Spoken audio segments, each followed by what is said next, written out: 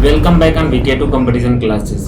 तो दोस्तों आज के इस वीडियो में हम लोग बात करने वाले हैं कि नीट को क्रैक करने का सही तरीका क्या हो सकता है। इन लास्ट के दिनों में बहुत कम दिन बचे हुए हैं, अब एक्यूरेट तो नहीं मैं बता सकता इसलिए कि मैं काउंट नहीं किया हूँ, ठीक है, जो है सो है।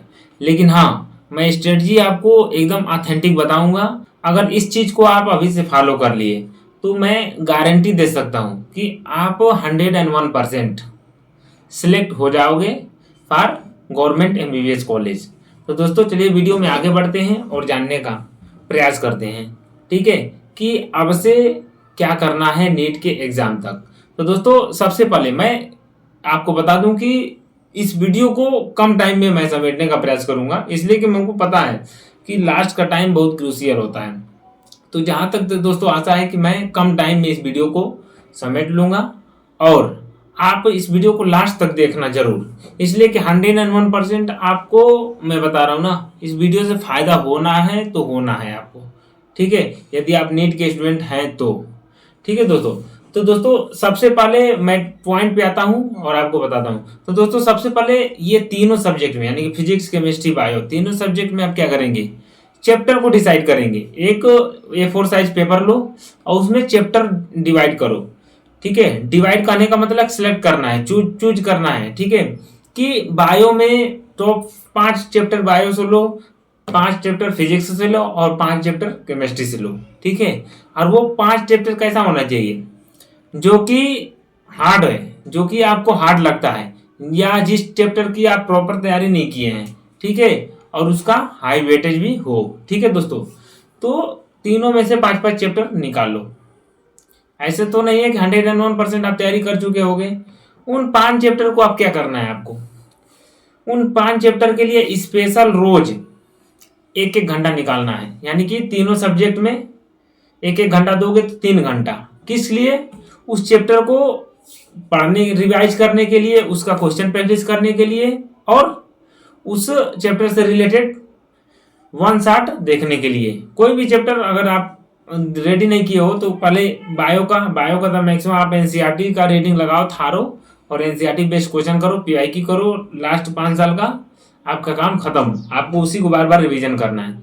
और यदि उससे भी दिक्कत आ रहा है कि कोई चैप्टर ऐसा है जो कि आपको बिल्कुल नहीं समझ में आ रहा है, तो वन शॉट देख लो, फिर एनसीईआरटी पढ़ लो, फिर आप डायरेक्ट किस पे स्विच करोगे। नोट बायो में नोट सोर्स का पढ़ने का मैं नहीं बोलूंगा, आप डायरेक्ट एनसीईआरटी पे रिलाई करो, ठीक है।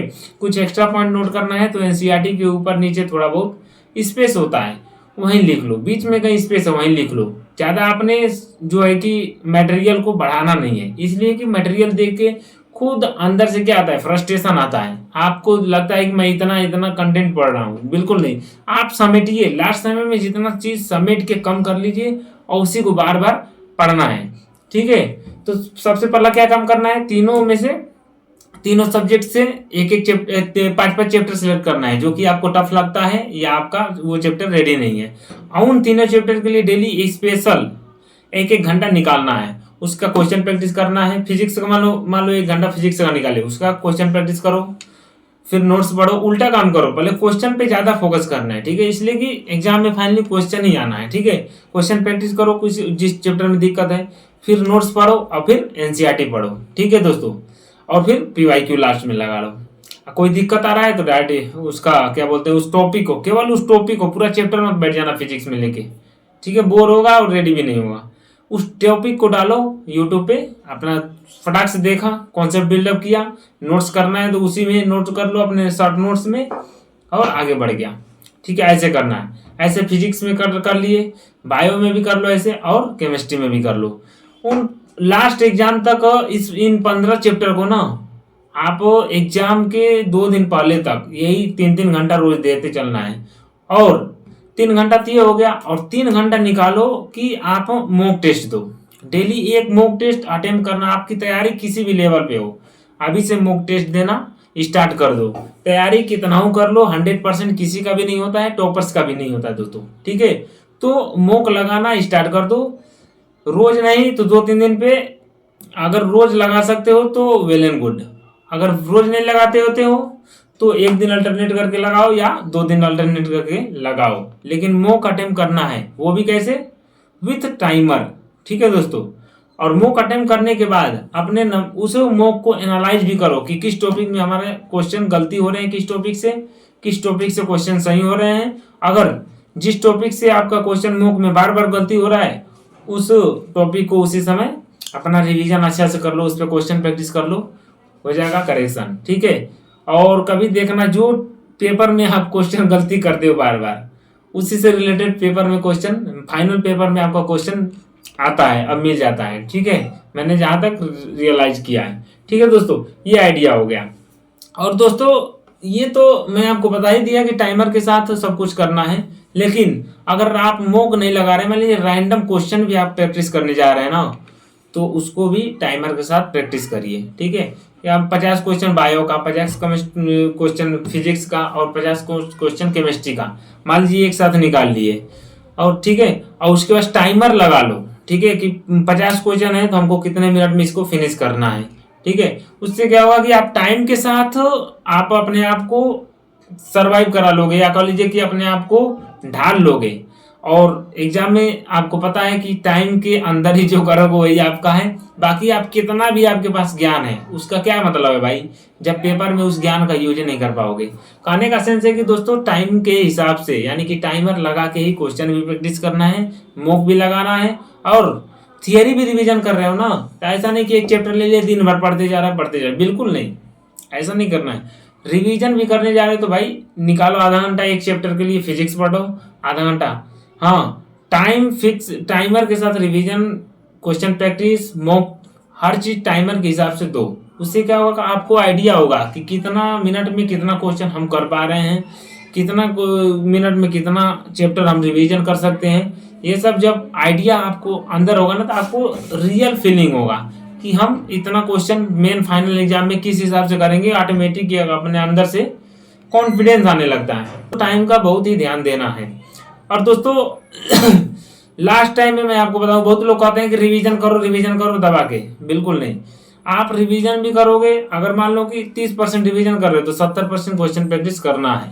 और कंटेंट की बात करें दोस्तों, तो कंटेंट में आपको ज़्यादा कंटेंट नहीं फॉलो करना है, और ना ही ज़्यादा कंटेंट आपको पढ़ना है या रिवीजन करना है।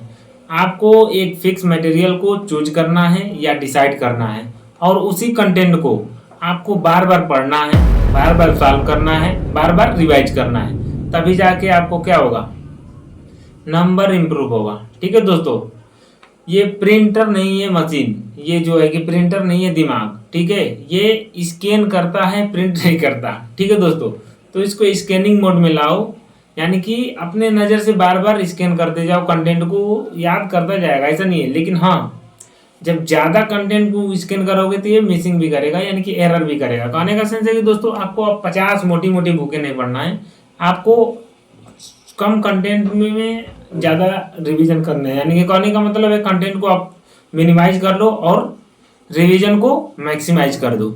आपको लास्ट टाइम में एनसीईआरटी तो छोड़ना नहीं है, एनसीईआरटी पढ़ना है, शॉर्ट नोट्स जो साल भर से बनाया हो वो पढ़ना है, और प्रीवियस ईयर क्वेश्चन करना है। ठीक है दोस्तों, और जो मॉक में जिस टॉपिक से गलती हो रहा है उसके लिए एक स्पेशल कॉपी बनाना है। जिस टॉपिक से गलती हो रहा है उसको मिस्टेक कॉपी नाम रख लेना। ठीक है, मिस्टेक कॉपी को भी रिवीजन करना है। तो क्या क्या हमको पढ़ना है, एनसीईआरटी, शॉर्ट नोट्स, पीवाईक्यू और मिस्टेक कॉपी को रिवीजन करना है। केवल इतना ही करना है लास्ट टाइम में, और बार बार रिवीजन करना है, उससे कॉन्फिडेंस आएगा, और आपको आएगा तो आप आराम से आप अपने फाइनल एग्जाम में अच्छा कर पाओगे। तो दोस्तों ऐसे ही इन्फॉर्मेटिव वीडियो पाने के लिए आप हमारे चैनल को सब्सक्राइब नहीं किए हो तो सब्सक्राइब जरूर कर लो, इसलिए कि आगे बहुत ही अच्छे अच्छे कंटेंट मैं अपलोड करने वाला हूँ, जो कि आपके लिए बहुत ही बेनिफिशियल होगा। और वीडियो को लाइक नहीं तो लाइक करो, और कोई टॉपिक से और किसी टॉपिक से रिलेटेड दिक्कत है तो उस टॉपिक को कमेंट में मेंशन करो, मैं उस पर वीडियो जरूर बनाऊंगा।